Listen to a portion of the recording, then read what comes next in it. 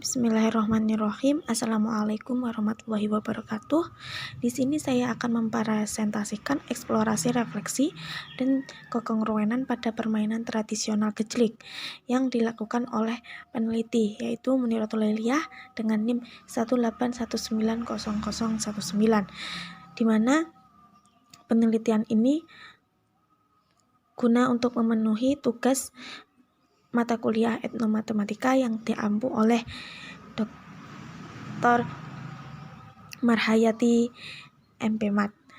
Selanjutnya langsung saja kita masuk ke bab 1, yaitu pendahuluan. Yang pertama yaitu latar belakang. Latar belakang yang pertama yaitu Indonesia merupakan sebuah negara yang memiliki kekayaan alam dan budaya yang beragam. Keanekaragaman budaya yang dimiliki oleh Indonesia itu patut untuk dibanggakan ya tentunya. Setiap daerah atau masyarakat memiliki budaya masing-masing untuk memperlihatkan ciri khasnya. Hal ini dapat dilihat dari berbagai bentuk keanekaragaman budaya yang ada di Indonesia. Misalnya pakaian adat, upacara adat, rumah adat, kesenian, dan juga permainan tradisional. Permainan tradisional sendiri di Indonesia sangat beragam coraknya, tergantung daerah asalnya masing-masing. Seiring dengan semakin pesatnya perkembangan dunia industri, membuat terjadinya pergeseran alat permainan tradisional menjadi berbasis teknologi, seperti game di smartphone saat ini. Hal inilah yang mengakibatkan permainan tradisional yang berkembang di masyarakat terabaikan karena sudah jarang dimainkan oleh anak-anak saat ini. Salah satu permainan tradisional yang sudah jarang dimainkan oleh anak-anak yaitu adalah permainan tradisional gejlik. Gejlik adalah permainan tradisional yang ada di berbagai daerah di Indonesia, termasuk juga di daerah peneliti yaitu di Pare, Kediri, Jawa Timur. Sebutan gejlik sendiri di setiap daerah pastinya berbeda-beda.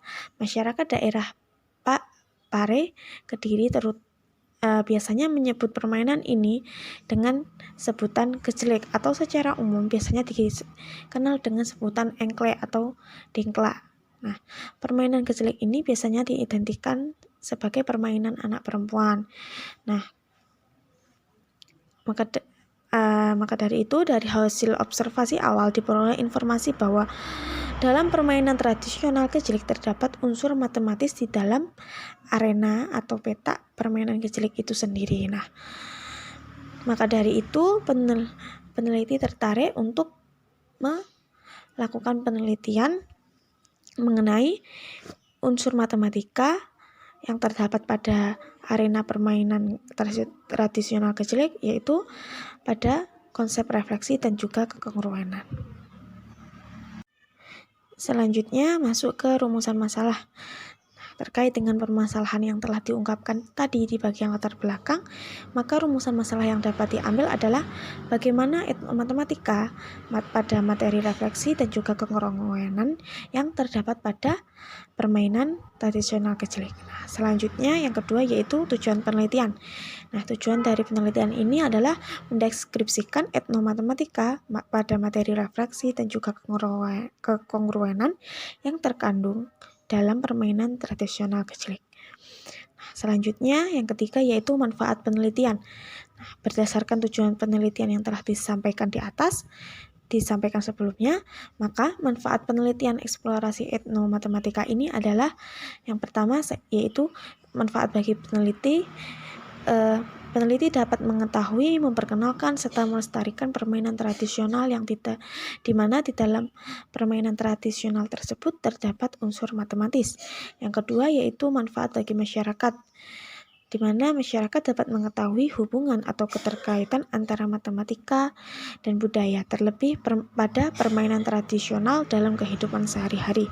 Yang ketiga yaitu manfaat bagi peneliti, di mana manfaat bagi peneliti lain, di mana penelitian ini dapat digunakan sebagai referensi untuk peneliti lain yang ingin melakukan penelitian serupa dalam mengungkap konsep-konsep atau unsur-unsur matematis pada kebudayaan yang ada di Indonesia.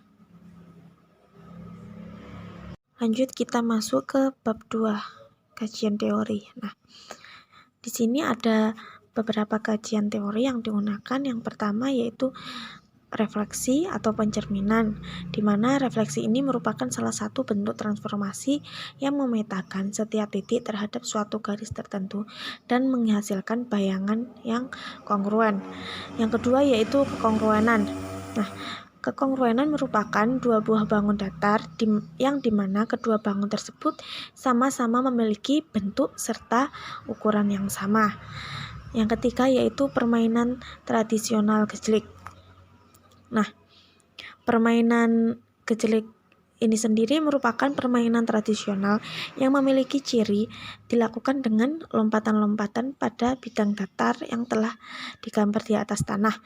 Biasanya bidang datar tersebut digambar berbentuk kotak-kotak. Nah, gejlik sendiri mengharuskan pemainnya untuk melompat menggunakan satu kaki dari satu kotak ke kotak berikutnya. Selain itu, pemain harus mempunyai gaco yang biasanya diambil dari pecahan genting sebagai alat untuk menandai bagian yang tidak boleh diinjak, dan permainan ini mempunyai aturan masing-masing di setiap daerahnya.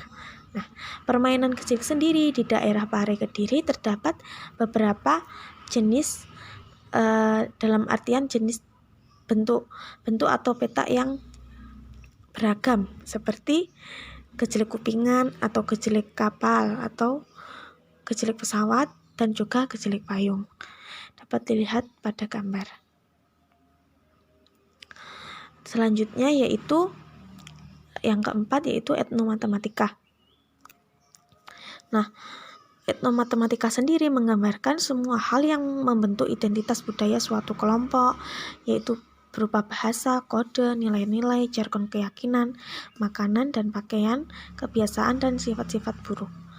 Nah, etnomatematika juga dapat diartikan sebagai studi tentang hubungan antara matematika dengan latar belakang sosial budaya yang berhubungan, yang menunjukkan bagaimana matematika dihasilkan, dialihkan, disebarkan, dan dikhususkan dalam sistem budaya yang beragam. Nah, dalam penelitian ini akan diteliti mengenai unsur-unsur matematika yang terdapat pada kebudayaan permainan tradisional gejlik. Selanjutnya masuk ke bab 3 yaitu metode penelitian. Yang pertama pada jenis penelitian. Nah, jenis penelitian yang digunakan dalam penelitian ini adalah penelitian kualitatif dengan pendekatan etnografi. Yang kedua yaitu objek penelitian. Nah, objek penelitian ini adalah permainan tradisional gejlik yang terdiri dari beberapa jenis permainan gejlik tadi, yang terdiri dari dua jenis permainan gejlik. Nah, fokus utama pada penelitian ini lebih mengarah ke bentuk arena atau peta pada permainan gejlik. Yang ketiga, subjek penelitian. Nah, subjek dalam penelitian ini adalah anak-anak dari lingkungan sekitar rumah yang menjadi pemain dalam permainan gejlik. Nah, yang kedua yaitu teman sebaya, dan yang ketiga adalah orang tua terdahulu sebagai narasumber dalam memperoleh informasi melalui wawancara. Yang keempat yaitu teknik pengumpulan data. Nah, teknik pengumpulan data yang digunakan dalam penelitian ini ada tiga. Yang pertama yaitu observasi, yang kedua wawancara, dan yang ketiga dokumentasi. Selanjutnya, yang kelima yaitu instrumen penelitian. Nah, pada penelitian ini, peneliti menggunakan instrumen penelitian berupa peneliti. Dalam artian, peneliti merupakan sebagai instrumen utama. Yang kedua, pedoman observasi, dan yang ketiga, pedoman wawancara. Selanjutnya, teknik analisis data. Nah, data yang diperoleh dalam penelitian ini berupa data hasil observasi, wawancara, dan dokumentasi. Nah, untuk mengatur urutan data, mengorganisasikannya ke dalam suatu pola, kategori, dan uraian dasar, data yang diperoleh akan dianalisis secara kualitatif serta diuraikan dalam bentuk deskriptif. Nah, pada analisis data ini terdapat beberapa tahapan. Yang pertama yaitu reduksi data, kedua penyajian data, dan yang ketiga kesimpulan. Lanjut masuk ke bab 4, yaitu pada hasil penelitian dan juga pembahasan. Yang pertama pada hasil penelitian. Nah, untuk memperoleh data dalam penelitian ini, peneliti melakukan observasi dan juga wawancara. Nah, hal yang menjadi fokus pada penelitian ini pada penelitian ini adalah mengenai arena atau peta permainan kejeliq. Nah, menurut hasil wawancara dan juga observasi, permainan kejeliq di daerah Pare Kediri ini terdapat beberapa jenis atau bentuk, di mana bentuk tersebut memuat bentuk peta atau ukuran yang beragam seperti kejeliq kupingan atau kejeliq kapal dan juga kejeliq payung. Nah, jenis permainan kejeliq yang sering dipakai dalam permainan ini adalah jenis kejeliq kupingan atau kapal. Nah, untuk ukuran peta atau arena permainan kejeliq sendiri tergantung yang memainkan, jadi tidak ada ukuran yang pasti.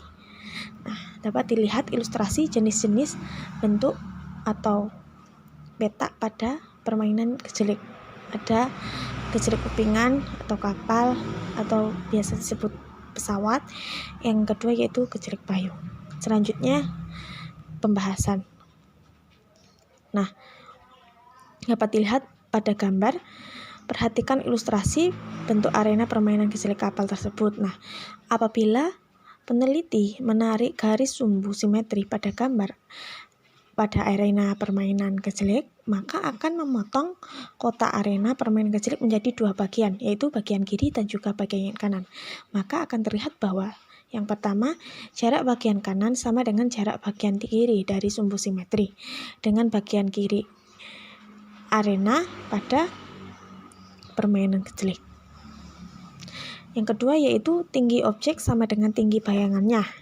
Nah, dapat dilihat bahwa pada gambar tersebut bayangan disimbolkan dengan A aksen. Nah, maka dari itu dapat disimpulkan bahwa terdapat unsur matematis pada arena atau peta permainan kejeliq kapal, yaitu mengenai konsep refleksi atau pencerminan.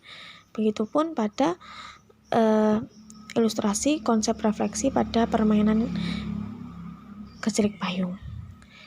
Nah, selanjutnya yaitu dapat kita lihat terdapat ilustrasi konsep kekongruenan pada peta permainan kejeliq kapal. Nah, di gambar tersebut dapat kita peroleh informasi bahwa yang pertama, arena peta permainan kejeliq di mana setiap petanya memiliki bentuk yang sama. Nah, setiap peta itu terdiri dari 2 persegi.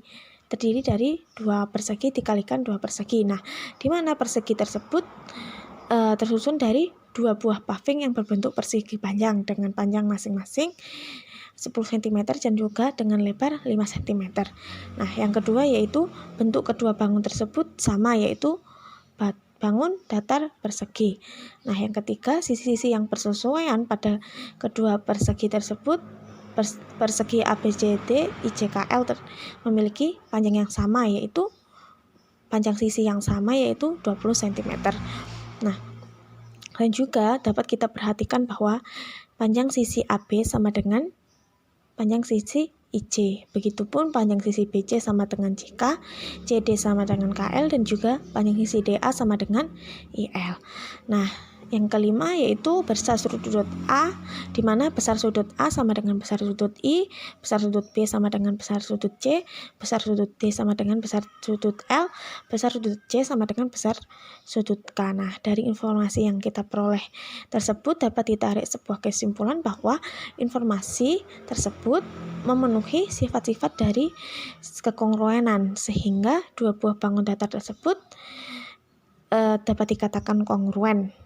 Sehingga pada arena permainan kejeliq ini terdapat unsur matematis berupa konsep kekongruenan. Nah, untuk sifat-sifat dari kekongruenan maupun refleksi sudah disebutkan pada laporan penelitian, pada kajian teori. Begitupun pada ilustrasi konsep kekongruenan pada peta permainan kejeliq payung, tadi sama saja. Nah, selanjutnya masuk ke bab 5 penutup, kesimpulan dan saran. Nah, berdasarkan hasil penelitian ini menunjukkan bahwa permainan tradisional kejeliq dalam kebudayaan masyarakat di daerah Pare Kediri sendiri masih masih perlu dilestarikan oleh masyarakat.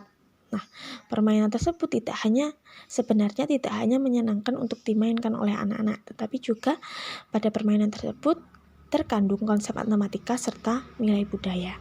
Nah, konsep matematika yang ada pada peta atau arena permainan gejrik tersebut, setelah dilakukan penelitian terdapat konsep matematis berupa konsep refleksi atau pencerminan dan juga kongruenan. Nah, maka dari itu dapat disimpulkan bahwa pada permainan tradisional gejrik ini terdapat unsur matematis di dalamnya atau terdapat etnomatematika di dalamnya. Sekian dari saya. Apabila terdapat banyak kesalahan dalam penyampaian maupun kekurangan, saya mohon maaf. Terima kasih. Wassalamualaikum warahmatullahi wabarakatuh.